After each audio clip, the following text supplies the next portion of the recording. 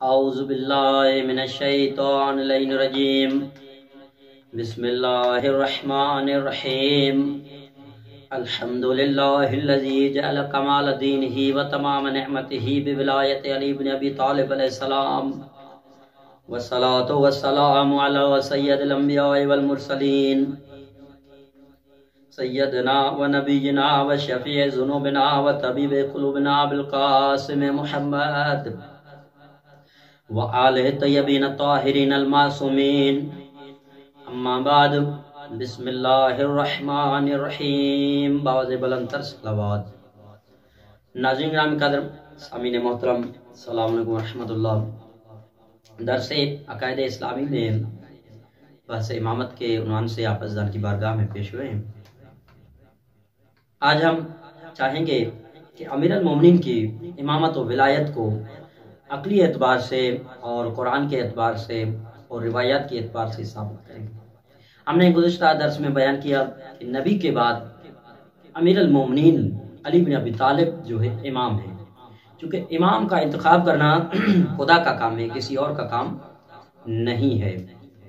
تو ناظرین محترم، اب آج کی بحث میں یہ بات شروع کرتے ہیں کہ سب سے پہلے جو بڑا ہوتا ہے، چاہے وہ علمی اعتبار سے، عقلی اعتبار سے، وہ چھوٹے پر مقدم ہوتا ہے، جس کی اصطلاح کہی جاتی ہے کہ زشتی تقدیم مفضول پر فاضل، فاضل جو مفضول پر مقدم ہوتا ہے۔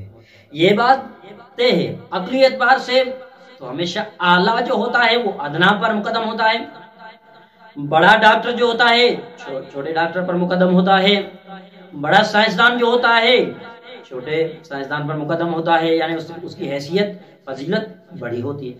اور اسی طرح عالم جو ہوتا ہے، بڑا عالم، وہ چھوٹے عالم پر مقدم ہوتا ہے۔ اسی طرح انجینئر جو ہوتا ہے، مثلا ایسا مشکل کام ہو جاتا ہے تو اس کو بڑے انجینئر کو ہم بلاتے ہیں۔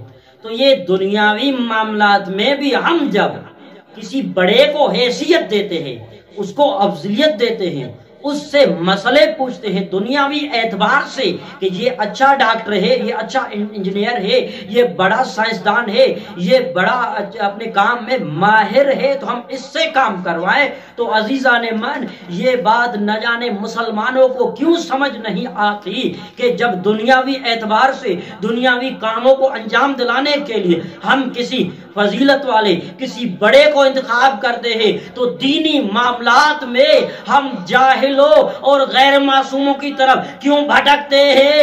ہم معصوم کی طرف، جس کے پاس علم لدنی ہو، ان کے پاس کیوں نہیں جاتے؟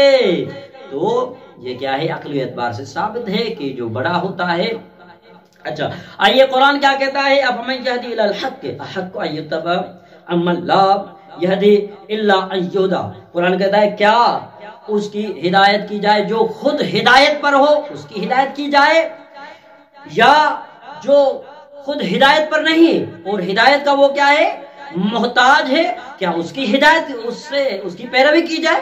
کہتے ہیں نہیں۔ عقل بات یہ تسلیم کرے گا کہ جو ہدایت یافتہ ہے ہم اس کی پیروی کریں گے، جو ہدایت کا محتاج ہے تو وہ خود جو گمراہ ہے تو ارے ہم بھی اس کے پیچھے چلیں گے، تو خود گمراہ ہے تو جو پیچھے ان کے چلیں گے ان کو بھی گمراہ کر دے گا۔ تو کیا ہے؟ ہدایت، جو ہدایت یافتہ ہو، جو خدا کی جانب سے پڑھ کے آیا ہو، تو اس سے ہم ہدایت لیں گے۔ اسی طرح قرآن کا حل یستوی الذین یعلمون والذین لا یعلمون، کیا وہ جو جانتا ہو، جس کے پاس علم ہو، اور جس کے پاس علم نہیں ہے، کیا وہ دونوں برابر ہے؟ کہیں گے نہیں، عالم اور جاہل دونوں برابر نہیں ہے۔ اسی طرح مومن منافق برابر نہیں ہے، خبیث طیب برابر نہیں ہے۔ مسلمانوں، جب ان معاملات میں ہم برابر نہیں سمجھتے ہیں کہ عالم جاہل دونوں برابر نہیں ہے، خبیث طیب دونوں برابر نہیں ہے، تو معصوم اور غیر معصوم دونوں برابر کیسے ہو سکتے ہیں؟ اور جن کو خدا نے انتخاب کیا ہو اور جن کو بندوں نے انتخاب کیا ہو، وہ دونوں برابر کیسے ہو سکتے ہیں؟ اچھا، اسی طرح روایت میں ابن عباس سے روایت ہے کہ پیغمبر اسلام نے فرمایا اگر کوئی مسلمانوں کا خلیفہ بنے اور اسے پتا چلے کہ دوسرا مجھ سے زیادہ علم میں ہے، تقوی میں ہے، پرہیزگاری میں ہے اور افضل ہے، تمام امور میں افضل ہے، تو گویا اس نے خدا، رسول اور مومنین سے خیانت کی ہے۔ یعنی اگر کوئی خلیفہ مسلمین بنے، اسے پتہ چلے کہ مجھ سے زیادہ علم والا ہے کوئی، مجھ سے زیادہ تقوی والا کوئی ہے، مجھ سے زیادہ فضیلت والا کوئی اور ہے، اور وہ اپنے مسند کو نہ چھوڑے، تو روایات کے جملے ہیں، اس نے گویا خدا سے خیانت کی ہے، گویا رسول سے خیانت کی ہے، گویا مسلمانوں سے خیانت کی ہے۔ یعنی اسی طرح ایک اور آیت کہ روایت، اچھا تو اسی طرح جو ہے بہت سارے آیات روایات جو ہے ہمیں ملتی ہیں، جس سے واضح دلیل ملتا ہے کہ امیر المومنین علی بن ابی طالب ہی اس زمانے میں، اپنے زمانے میں تمام لوگوں سے جو ہے افضل فضیلت والے ہیں۔ آج ہم مولا کائنات کی علم کے حوالے سے گفتگو کریں گے، کل کسی دوسرے جو ہے پہلو پر بیان بات کریں گے۔ آج مولا کائنات کے علم کے بارے میں کہ سب سے پہلے فیصلہ آپ پر ہے، اب فیصلہ آپ کیجئے کہ کون تھا جس نے منبر سلونی کی دعویٰ کی ہے، کس نے کہا کہ لوگوں مجھ سے پوچھو، اس سے قبل میں آپ کے درمیان نہ رہوں۔ مسلمانوں، کون تھا جس نے یہ کہا کہ اگر علی نہ ہوتے تو میں ہلاک ہو جاتا؟ کس نے کہا کہ علی تمام صحابہ میں سے بہتر سنت رسول پر عمل کرنے والے ہیں؟ آئیے روایت میں جاتے ہیں، پیغمبر اسلام صلی اللہ علیہ وآلہ وسلم فرماتے ہیں، انا مدینۃ العلم علی بابھا، فرماتے ہیں میں علم کا شہر ہوں، علی اس کا دروازہ ہے۔ ارے جو نبی کو علم کا شہر مانتا ہے تو علی کو علم کا دروازہ ماننا پڑے گا۔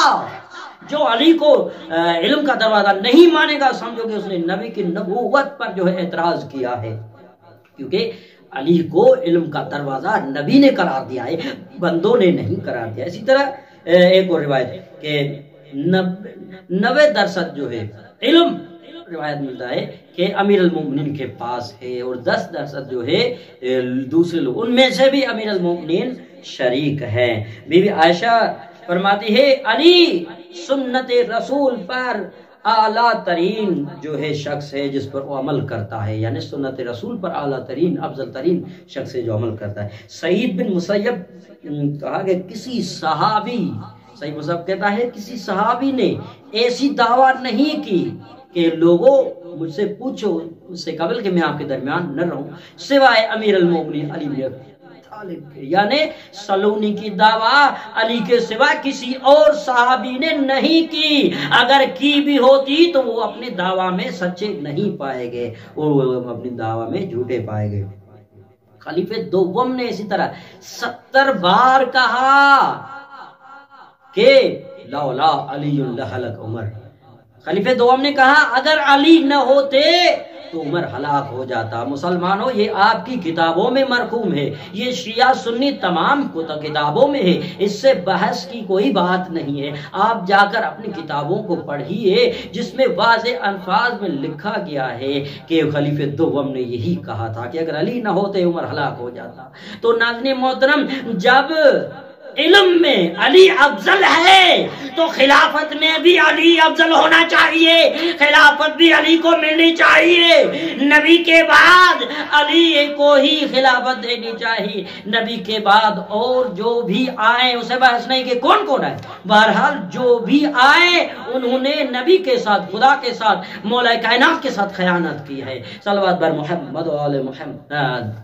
تو ناظرین محترم، آج کا ہمارا یہ درس پورا ہوتا ہے، اور انشاءاللہ کل کے درس میں امیر المومنین اور پہلوؤں پر گفتگو کریں گے کہ علی کا آج ہم نے جو بیان کیا کہ علم میں علی امیر المومنین افضل ہے دیگر صحابہ کرام سے، اور کسی صحابی نے یہ دعویٰ نہیں کیا جس طرح علی نے کہا۔ مولا کائنات فرماتے ہیں کاش میرے لیے علم کی مسند بچھائی جائے، میں اہل تورات کو تورات سے جواب دوں گا، میں اہل انجیل کو انجیل سے جواب دوں گا، اہل زبور کو زبور سے جواب دوں گا، اہل قرآن کو قرآن سے جواب دوں گا۔ تو ناظرین محترم، فیصلہ آپ کیجئے۔ ارے جو کہتا ہے مجھ سے پوچھو میں زمین سے زیادہ آسمانوں کے راستے جانتا ہوں، تو یقیناً خلافت میں بھی اسی کا ہی حق بنتا ہے، کسی اور کا نہیں بنتا۔ والسلام علیکم ورحمۃ اللہ وبرکاتہ۔